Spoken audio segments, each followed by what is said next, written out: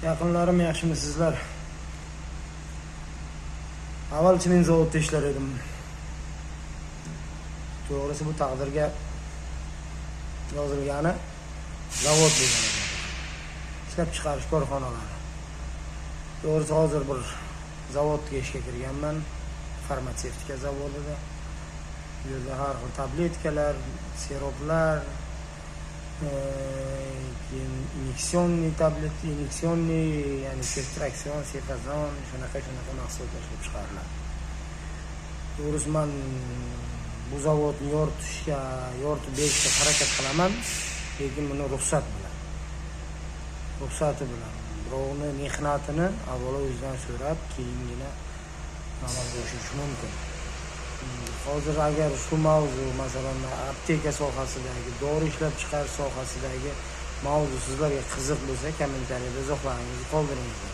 Masalan, ko'p kuzataman O'zbekistonda, borsak, aptekaga borsak, O'zbekiston mahsuloti desa, O'zbekistonniki kerak emas, burilib ketamiz. Bizga faqat chet elniki, boshqa davlatniki ishlab chiqarilgan bo'lsa, shuni olishga harakat qilamiz. To'g'rimi?